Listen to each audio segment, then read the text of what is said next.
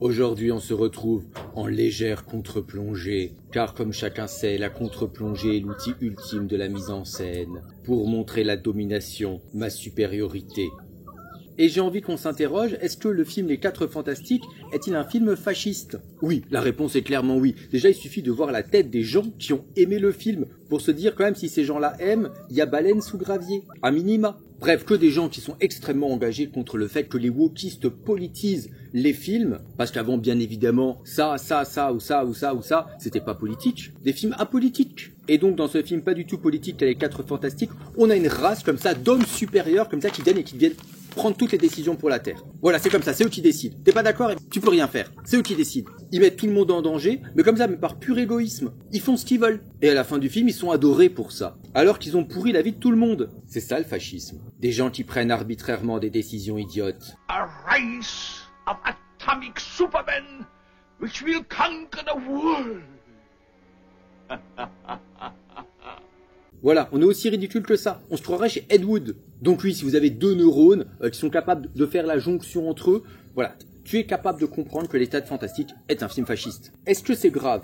Non, c'est pas grave. Je veux dire, The Dark Knight est tout autant un film fasciste. Pourtant, tout le monde aime bien The Dark Knight. Nolan, d'ailleurs, est un gros fasciste, hein, il faut le dire. Bref, on peut aimer des films fascistes, c'est pas un problème. Par contre, là, le vrai problème avec Les 4 Fantastiques, c'est que c'est un mauvais film. On est bien d'accord. D'ailleurs, est-ce que tous les films de super-héros ne seraient-ils pas mauvais? Parce que oui, si déjà vous avez le mauvais goût d'être un nasillon, ayez au moins le respect pour vous-même d'aimer des bons films. Ayez un tout petit peu de respect pour vous. Et va pas aimer n'importe quel daube à partir du moment où ça promeut tes idées à l'écran. D'ailleurs, rappelle-toi que si le film Les 4 Fantastiques avait lieu dans la vraie vie, toi, ton temps à l'écran, ça serait à peu près 0 secondes. Tu n'es pas dans le film. On ne te considère pas. Tu fais partie de la masse informe à qui on dit « Vas-y, fais ça, obéis » et tu aurais obéi. Bien gentiment au surhomme. Et lui ne t'aurait même pas regardé. Il aurait décidé pour toi avec le plus profond mépris. En fait, c'est pas si mal, en fait, dit comme ça.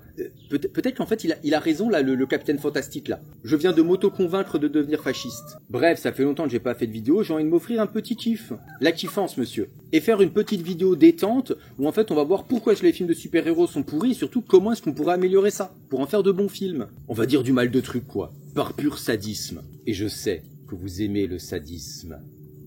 Bon, déjà, on va parler de l'éléphant au milieu de la pièce. Si tu veux faire un bon film, il faut une bonne mise en scène. Ah bah, incroyable. Parce qu'en fait, si jamais tu as beau avoir un scénario qui est excellent, si jamais tu sais pas le mettre en scène, ton film va être juste pourri. Eh oui. Néanmoins, moi qui suis un grand partisan de la mise en scène, j'ai quand même envie de nuancer un peu. Parce que récemment, je suis allé voir Jurassic World Rebirth. Et c'était pas bien. Et pourtant, Gareth Edwards, qui n'est pas un excellent réalisateur, il a rien fait de bon depuis Monsters, qui était très bon. Le mec, il fait tout ce qu'il peut pour essayer de faire du gigantisme, pour essayer, ouais, voilà, regarde le dinosaure comme il est immense, regarde comme les humains sont petits, regarde comme... Ça marche pas. Pourquoi ça marche pas? Parce qu'en fait, le scénario est juste trop con. Voilà, c'est trop con. Du coup, le mec, il peut s'agiter autant qu'il veut. Non, mais regarde, ma scène est super, il y a des effets. Non, c'est juste pourri, en fait, mec. Parce qu'en fait, le film est écrit comme un jeu vidéo.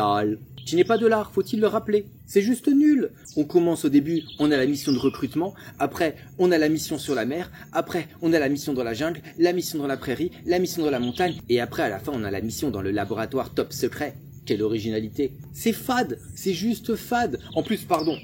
En plus, dans le film, le prétexte est totalement con. On nous dit, oui, voilà, il faut le sang des 3 plus gros dinosaures, genre celui qui vole, celui qui est dans l'eau et celui qui est sur la terre. Pardon, mais c'est stupide, en fait. Genre, dans le film, littéralement, à ce moment-là, tu as un putain de dinosaure, je sais pas, un brachiosaure ou je sais pas quoi, qui est en train de marcher comme ça dans New York, et ils sont là, oui, non, mais on va pas prendre le sang de celui-là, parce qu'en fait, nous, on veut le plus grand, hein. Le plus grand, il fait 2 mètres de plus, donc c'est celui-là qu'il nous faut. Genre, c'est absurde. Vraiment, la logique, ça n'a aucun sens. Quel médicament tu peux faire avec le titanosaure que tu pourrais pas faire avec le brachiosaure, tu vois, j'en peux plus en fait, genre ça n'a aucun sens. Et franchement j'aime bien la franchise Jurassic Park. Je partais pas forcément dans l'optique de défoncer le film, mais en fait, mec, il y a un scénario de jeu vidéo, qu'est-ce que tu veux que j'en fasse? En plus je passe outre les personnages qui n'ont aucune personnalité, c'est des caricatures, franchement en vrai, juste on s'ennuie. Oh, on a la mercenaire au grand cœur. Oh, on a le scientifique qui est un peu maladroit et puis comme ça qui est émerveillé. Oh, on a le méchant très méchant. Devine qui va mourir. Tu regardes la tête du film, tu vois la liste des noms, tu fais devine qui va mourir. Tu sais qui va mourir et même dans quel ordre. Rien qu'à leur tête. Comment tu veux créer du suspense avec ça? Comment tu veux créer de la tension avec ça? Tu peux pas. En vrai, c'est tellement naze qu'on dirait une parodie. Bref, et je reviens sur mes 4 Fantastiques. Donc, ce que le réalisateur des 4 Fantastiques ne comprend pas, c'est que pour faire du gigantisme, donc ton Galactus, là, comme ça, qui dévore les mondes, eh ben, il faut que ça soit contrasté avec un truc beaucoup plus petit. Tu mets l'énorme, à côté du tout petit. Comme ça, en fait, tu comprends que l'énorme est vraiment énorme. Si jamais tu ne fais pas ça, tu te retrouves comme Star Wars 7 à exploser des planètes, mais en fait, oui, ok, mais je m'en fous, en fait, je sais pas qui y a sur ces planètes, j'ai aucun attachement émotionnel sur ces planètes, oui, t'as explosé une planète, oui, mais... Et on dit, ouais, c'est énorme, regarde la base spatiale comme elle est énorme, mais ok, mais comment je suis censé savoir qu'elle est énorme? Quel est le rapport d'échelle? Quel est le rapport de grandeur? Explique-moi, montre-moi. Non, mais t'es un tocard, tu sais pas filmer le gigantisme, tu dis, oui, c'est le plus grand. On est vraiment chez les Américains, tu vois, c'est jouer à qui est la plus grosse, mais en fait, oui, comparé à quoi? Faut toujours comparer. Et c'est pour ça que j'adore tout particulièrement cette scène de Pacific Rim, même si maintenant Guillermo del Toro s'est complètement perdu, il fait plus que des films de merde, néanmoins dans Pacific Rim, il a réussi à filmer la grandeur de son méca et la petitesse de la petite fille. Et même un petit moment poésie, comme ça on s'attache à la jeune fille, t'as pas envie qu'elle se fasse écrabouiller.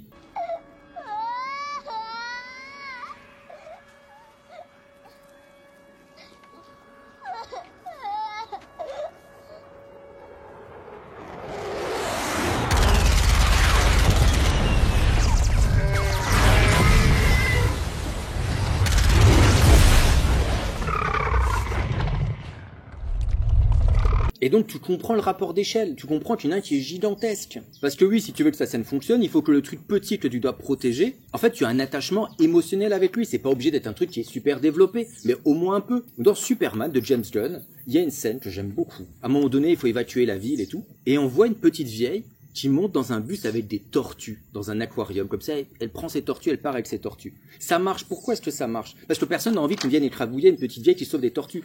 Et pourquoi ça marche qu'elle sauve des tortues? Parce que déjà, c'est un peu cocasse, c'est un peu drôle, ça attire l'attention, mais surtout, c'est assez absurde pour être crédible. Je veux dire, il suffit de regarder des scènes d'évacuation, les gens, parfois, ils sauvent des trucs, mais qui sont... Voilà, les mecs, ils se disent, mais non, je vais sauver mon hamster, je vais sauver mon enfant. Non, les gens les laissent en général. Mais vous voyez ce que je veux dire? En fait, c'est crédible. Ça donne de la personnalité immédiatement à cette petite vieille, et t'as envie que la petite vieille s'en sorte. Je veux dire, il serait d'un sadisme absolument génial que cette petite vieille meure. Parce qu'il y a quoi de plus fragile qu'une petite vieille qui veut préserver les derniers trucs qui lui restent, à savoir 2 petites tortues. Et il est là le problème du film Les 4 Fantastiques. Qui sur cette putain de terre tu dois vouloir sauver? Personne, tu vois pas qui c'est que tu veux sauver. Si, pardon, excusez-moi.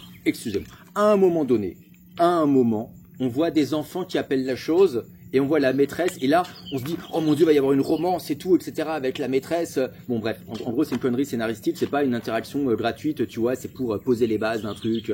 Bref, c'est de la merde. C'est pas crédible, c'est téléphoné, mais c'est la seule interaction entre les 4 Fantastiques et le public. Et cette scène est salopée parce qu'elle a un but purement utilitaire. Mais bon, au moins il y a cette tentative, on peut pas dire qu'il y a rien. Il y a une petite tentative, mais c'est tout. Mais moi, la femme, elle se fait écraser par Galactus, franchement, en vrai, moi je te regarde et puis je mange mon popcorn. Hein. Alors que la petite vieille avec ses tortues, moi j'aurais pleuré, monsieur. J'aurais pleuré, je me serais levé, je me serais indigné. Et donc dans le cas de Galactus, si tu veux que ta menace soit crédible, il faut que tu vois la personne qui doit être sauvée et que tu as envie que cette personne soit sauvée. Surtout que le film Les 4 Fantastiques se fonde quand même sur un dilemme. Hein. Voilà, le dilemme de merde, attention. Les 4 Fantastiques ont promis de protéger la Terre. Donc voilà, donc ça, voilà, soit ils doivent protéger la Terre, soit ils doivent protéger leur fils qui s'appelle Franklin. Ses parents l'aimaient pas, ils ne peuvent pas l'aimer et l'appeler Franklin. Donc en fait, voilà, la question elle est vite répondue. Moi, j'abandonnerais le gamin sans hésiter. Il s'appelle Franklin. Bref, et donc dans ce film, j'ai aucun attachement à la Terre parce qu'en fait, il y a personne qui la peuple, c'est une masse informe. Bon, bref, on s'en fout. Et j'ai pas d'attachement avec le gamin parce que le gamin, il n'existe pas. Il y a pas de moment de scène où on te montre le gamin faire des trucs de gamin, le gamin avoir une autre existence qu'en fait d'être un MacGuffin.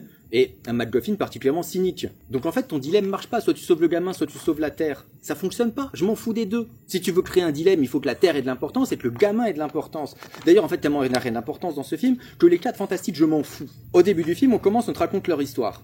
On te la raconte, on te la montre pas, on te la raconte. C'est-à-dire qu'en fait, c'est totalement médiocre. C'est-à-dire, en fait, il y a aucun investissement émotionnel. On te dit, oui, en fait, rappelle-toi, il s'est passé ça.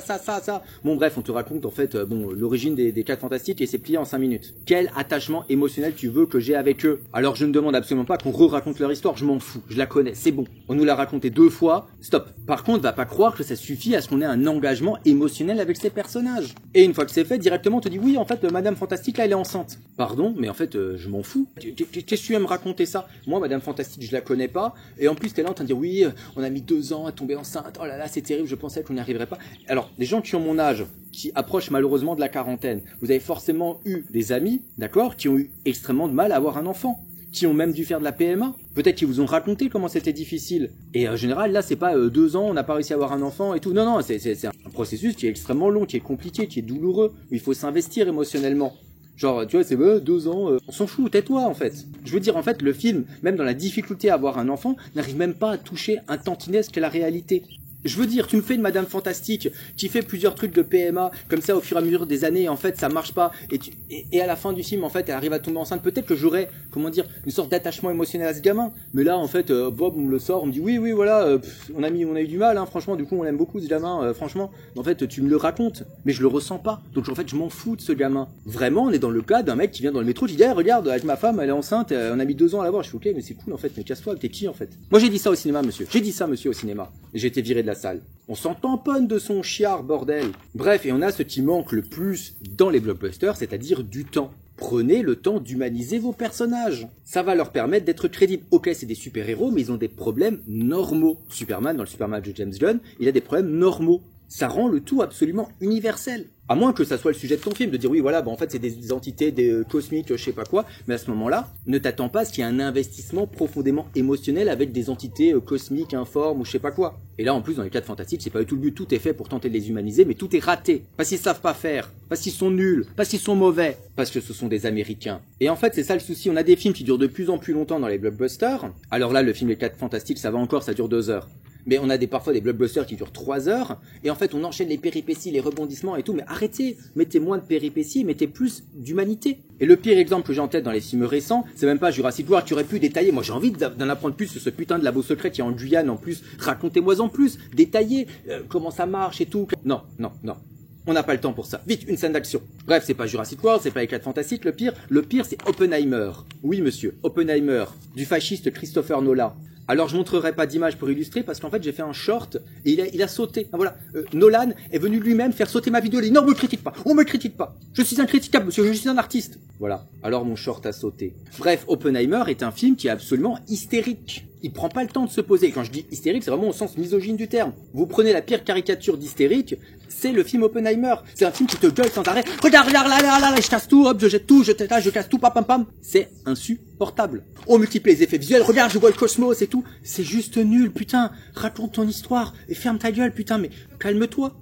Et en fait, vu que vous y connaissez rien à la physique, que vous avez jamais étudié la physique, pour vous, ça vous semble super intelligent, mais non, c'est très con. D'accord? C'est très con. Nolan, il te sert un biopic qui est totalement calibré. D'accord? Mais vu qu'en fait, il sait que son audience, on va dire, c'est pas le pingouin qui glisse le plus loin, hein, voilà. Il va t'éclater l'histoire en 3 timelines différentes, qui vont s'entrecouper avec des flashbacks, et à la fin on va te mettre des twists de merde qui sont prévisibles, voilà, pour faire semblant que c'est super intelligent, que c'est super écrit, qu'il y a des révélations et tout, putain, mais raconte juste ton histoire pourrie, viens pas m'emmerder. Est-ce que ça se voit que je déteste fondamentalement ce film? Bref, tout ça pour dire que Oppenheimer aurait dû prendre plus de temps. Bah si, il aurait dû prendre plus de temps, regarde. Un des moments clés du film, c'est lorsqu'il trompe sa femme avec sa maîtresse, d'accord? D'ailleurs, c'est plus important pour Nolan que le fait que bon, voilà, il y ait quelques centaines de milliers de Japonais qui se soient fait irradier et qui sont morts. Ouais, bon, ça on s'en fout, c'est pas important, d'accord? Par contre, le fait qu'il ait trompé sa femme, ça c'est une faute morale majeure. Hein, vraiment, on sent que c'est important pour lui. Bon, moi personnellement, je pense que tromper sa femme, c'est moins pire, hein, voilà, quand même, que de tuer des centaines de milliers de Japonais. Après, ce n'est que mon avis, hein. Peut-être suis-je un sale wokiste. Un wokiste qui veut détruire par l'adultère la structure familiale occidentale. Bref, et donc si jamais tu veux vraiment que la rencontre avec sa maîtresse, ça soit un truc qui est important, il faut lui donner du temps. C'est tout. Il faut donner du temps à cette rencontre. Alors qu'en fait, la rencontre, elle est rushée, c'est juste un concours de beats de celui qui va mieux citer Marx. En plus, attendez, je vous refais la scène parce que c'est ça qui avait sauté dans mon short. Genre, la fille, c'est une marxiste convaincue, puis lui dit oui, voilà, des trucs intéressants chez Marx et tout. Et il dit par exemple, bon, c'est un peu empoulé quand même, Marx, hein. Voilà, parce que voilà, lui, il juge le style chez Marx. Parce que c'est un gros cerveau, tu vois. Et quand il dit oui, la possession, c'est le vol, bon, voilà, c'est intéressant. Et puis la fille, elle lui dit, mais non, pas la possession, c'est la propriété qui est le vol. Je l'ai lu en allemand. Moi, je spreche Deutsch. Und du kannst du Deutsch sprechen. Gott, Tommy. Donc en fait, la scène de rencontre se résume à un concours de beats marxistes. Et en plus, c'est même pas Marx qui a écrit cette phrase, mais c'est Proudhon. Nolan, en fait, te présente Oppenheimer comme étant un génie. Il est même pas capable de faire en sorte que son génie cite une phrase correcte. Alors que tout le monde qui a un peu de culture sait quand même que la propriété, c'est le vol, c'est pas Marx, mais c'est Proudhon. Et il y a un très bon film d'ailleurs où il discute de ça. Quand vous dites la propriété, c'est le vol, mais de quelle propriété parlez-vous? Bref, et donc la rencontre amoureuse est résumée à ça. Mais qu'est-ce que tu veux que j'y croie? Qu'est-ce que tu veux que moi, qui suis intellectuellement quand même bien constitué, émotionnellement presque normal, je sois investi dans cette histoire? Je m'en fous en fait. Je m'en fous. J'y crois pas à cette rencontre. J'y crois pas que la fille elle est là comme ça séduite parce qu'en fait le mec lui a montré qu'il avait la plus grosse culture. Hein, culture, c'est important. Si tu veux que j'y croie, prends du temps. C'est tout. Attention, petit quiz. Je vais vous donner l'exemple du meilleur film de tous les temps. L'Évangile selon saint Matthieu de Pasolini. Pasolini, dans son film, il traite les miracles comme ça, avec un chant contre chant. Il y a un mec, il a la lèpre, on fait un chant contre chant, on passe sur Jésus, on repasse sur lui, il est guéri de la lèpre. Et puis il y a une petite musique, hop, et on passe à la suite. Est-ce que la guérison miraculeuse est quelque chose qui l'intéresse? Oui ou non? Réponds. Alors qu'après, le mec, il va passer 10 minutes à filmer Jésus comme ça, en train de parler à la foule, en train de faire un discours, en train d'expliquer que les derniers seront les premiers au paradis, etc. À ton avis, je te laisse réfléchir. Qu'est-ce qui est le plus important pour Pasolini? Le discours ou bien le miracle? L'homme politique ou le fils de Dieu? Si jamais tu veux que ta grossesse, elle soit intéressante, importante, etc., passe du temps sur ta grossesse, la traite pas juste comme un événement médiatique. Montre ce que c'est que d'être une femme enceinte. Montre l'inquiétude d'une mère, montre l'inquiétude du père, et pas à travers des blagues, oh là là, regarde, j'ai inventé une invention. C'est ridicule. Dans la vraie vie, personne fait ça. Je te dis pas qu'il faut faire un truc quasi documentaire, genre énorme de Sophie Le Tourneur, quoique, peut-être fais ça. En fait, arrive à nous parler d'un truc intime, premier degré. Et si tu arrives à nous parler de ce truc intime, ça veut dire qu'après, en fait, tous les enjeux cosmiques qui vont concerner ce gamin, on va être beaucoup plus, comment dire, investi émotionnellement, parce qu'en fait ce gamin, t'es là avec le personnage, tu l'attends pendant plusieurs heures. Bon, quoique peut-être faire un film où t'attends une grossesse pendant plusieurs heures, c'est peut-être pas réaliste, mais vous avez compris l'idée. Tu fais un film de 9 heures, tu mets 7 heures de grossesse, hein, et à la fin il va se passer un truc quand elle va coucher, hein. Les films sont bridés. Bref, en tout cas, j'aurais eu le temps de m'investir émotionnellement quant à la venue de cet enfant, et donc d'être plus pris dans le dilemme. Est-ce qu'il faut ou non donner Franklin à Galactus? Franklin, bordel quoi, Franklin, ses parents l'aimaient pas, je le redis. Et le dilemme aura d'autant plus de sens. Parce que oui, le problème dans ce putain de film, c'est que le dilemme n'est absolument pas traité. Parce que le dilemme, il est vite fait posé, voilà, est-ce qu'il faut renoncer à l'enfant ou est-ce qu'il faut renoncer à protéger la Terre? Mais hop, on ne traite pas, on n'en fait rien. Parce que si jamais tu poses un dilemme, là dans le film, en fait, le dilemme, il n'existe pas, parce que tout simplement, en fait, si jamais Galactus n'avait pas proposé à la Terre un échange, je vous épargne contre l'enfant, bah, ça aurait strictement rien changé au film. Rien du tout. Il aurait juste peut-être fallu trouver un autre appât. Les 4 Fantastiques auraient cassé la gueule à Galactus exactement de la même manière. Et donc, le souci du film, c'est qu'en fait, ils ne choisissent pas. Les 4 Fantastiques ne choisissent pas entre sacrifier la Terre et sacrifier leur enfant. Alors que c'est tout le principe d'un dilemme.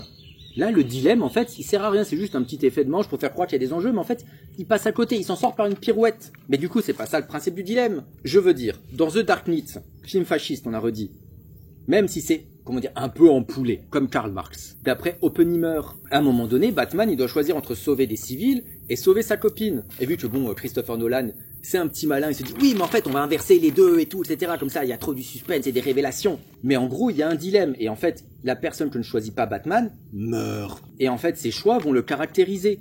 Qu'est-ce qu'il choisit entre deux choix impossibles? Parce que si jamais tu ne fais pas choisir ton héros, ça sert à rien de proposer quelque chose. Fais pas de dilemme. Tu dis juste Galactus va envahir la Terre et puis tu lui fais se faire casser la gueule par les 4 Fantastiques et on n'en parle plus. À quoi ça sert de nous casser les pieds avec le morveux? Il sert à rien. Et surtout, si tu poses un dilemme, il faut faire en sorte que les 4 connards, ils aient à répondre des choix qu'ils ont pris. Par exemple, là, dans le film, ils reviennent sur Terre. Ils répondent à l'impératif catégorique kantien. Donc ils disent la vérité, ils disent oui, Galactus m'a demandé notre enfant, moi on a dit non. Bon, les gens ils sont pas hyper contents. Mais bon, il leur dit oui, voilà, on va vous sauver quand même, vous en faites pas, on a un plan. Et puis la pommade elle est passée, tout va bien. Ouh là là. Mais en fait non, assume. Fais de tes personnages, voilà, ils sont honnis, ils sont méprisés, ils se font agresser dans la rue, des gens tentent de kidnapper leur enfant, il y a des groupes armés, financés par des États, financés par des trucs qui vont essayer de capturer le gamin pour le donner à Galactus, pour dire voilà, nous on fait l'échange. Je veux dire, cet univers a besoin d'un Luigi Mangione, hein, histoire de remettre un peu quand même ces super-hommes à leur place, 6 pieds sous terre. Alors qu'ils jouent à des fins égoïstes avec la vie de milliards de personnes. Faut buter les 4 Fantastiques, c'est tout. Voilà, moi je suis l'univers des 4 Fantastiques, moi j'y vais. C'est bon, ça suffit, hop, allez hop. C'est pas possible. Traite les conséquences de tes choix. Mais non, dans ce film de merde, il suffit de dire à la population « Mais non, on va vous protéger, et puis c'est bon, les gens ils font « Ouh, je suis un bon chien ». J'obéis à mon maître, le surhomme. Ridicule. C'est pas traité, l'enjeu n'est pas traité. Alors qu'en fait, ce type de dilemme, c'est un dilemme qui est hyper intéressant. Dans la fiction, je prends le jeu vidéo qui est pas très bon, mais Life is Strange, hein, si vous l'avez fait, à la fin, vous avez le choix entre sauver votre copine ou sauver le village ou le monde ou je sais plus quoi, et vous faites le choix. Qu'est-ce que tu choisis? Les deux ne sont pas conciliables, sinon c'est pas un dilemme. Et le fait de ne pas traiter ce dilemme et donc les enjeux, c'est d'autant plus décevant qu'en fait, la fin du film précédent, là, en plus que j'ai vu aussi, j'ai honte, là, New Avengers, The Thunderbolt, je sais pas quoi, on voit le vaisseau des 4 Fantastiques qui arrive. Imagine, tu as un film où en fait tu te rends compte que les 4 Fantastiques, ils ont fait le choix de sauver leur enfant au détriment de la Terre. La Terre n'existe plus. Et qu'ils décident, du coup, d'aller dans une autre dimension pour avoir un endroit où aller, et ils sont là comme ça, plein de remords, et se dire, ok, on n'a pas réussi à sauver notre Terre, mais on va en sauver une autre. Ah là, tu dis que t'as des personnages comme ça qui sont tragiques. T'as des personnages qui sont à minima moralement gris, voire même immoraux. Après, par contre, tu vas vendre moins de figurines. Ah bah c'est sûr. Je pense que personne n'a envie de jouer avec le Captain Fantastic là, hein. Si jamais Captain Fantastic, il est responsable de la mort de milliards de personnes. Oh oui, regarde un génocide de terriens. Oh oui, regarde, je l'autorise parce que je ne fais rien. Bon, je suis pas sûr que ça excite à fond les gamins. Après, je dis ça, je dirais, hein, peut-être, hein. Si on le market bien, ils arrivent bien à le marketer à Gaza. Bref, la logique marketing d'avoir des héros fades, lisses, en fait, ça tue tout en jeu, ça tue tout, le film est pourri. On nous livre un film avec zéro prise de risque. Sans parler du fait qu'à la fin, on se rend compte qu'on a un personnage qui est capable de réanimer les morts, hein. C'est bon, c'est fini. En fait, il n'y aura plus jamais aucun enjeu dans un film 4 fantastique, parce qu'en fait, ils ne peuvent pas mourir, parce que si jamais ils meurent, ils peuvent être réanimés. Tue ton personnage, en fait. Apprends à tuer un personnage. T'as un personnage, pendant 2 heures, tu apprends à l'aimer, à l'apprécier avec ses défauts, ses qualités, et bam, tu le tues. Putain, mais là, t'as un peu d'enjeu, t'as un peu de truc, il se passe quelque chose. Les 4 fantastiques qui deviennent les 3 fantastiques, ah bah c'est quelque chose. Il n'y a aucune prise de risque. Si jamais vos personnages peuvent mourir, l'attachement sera d'autant plus grand. Quand tu joues à Fire Emblem, ça n'a rien à voir. Tes personnages, ils peuvent mourir. C'est-à-dire que si jamais toi tu joues mal et qu'au combat il meurt, il a disparu, il n'existe plus. Donc c'était quand même un attachement, tu t'y prends soin, tu es un peu, voilà, tu joues la sécurité, là on s'en fout en fait, juste ils peuvent ressusciter. Comment tu veux créer un enjeu avec ça? Donc si jamais vous aimez ça, posez-vous la question, est-ce que vous voulez vraiment être des amateurs d'un film qui n'a aucun enjeu, d'un film qui est formellement dégueulasse? C'est un film de décorateur, les décors sont sympas, voilà, c'est un film de décorateur. Par contre la mise en scène, il y a rien qui fonctionne, il y a pas de scène, tu dis ah oui, extraordinaire, non, c'est mou, on se fait chier. Un film où tous les personnages sont des caricatures, un film où il y a aucun investissement émotionnel. Est-ce que c'est vraiment ça dont tu as envie d'être fan? Est-ce que c'est vraiment ça que tu as envie de défendre? Des films de décorateurs? C'est ça que tu veux défendre? Vous avez donc abandonné tout respect pour vous-même. Je vous plains.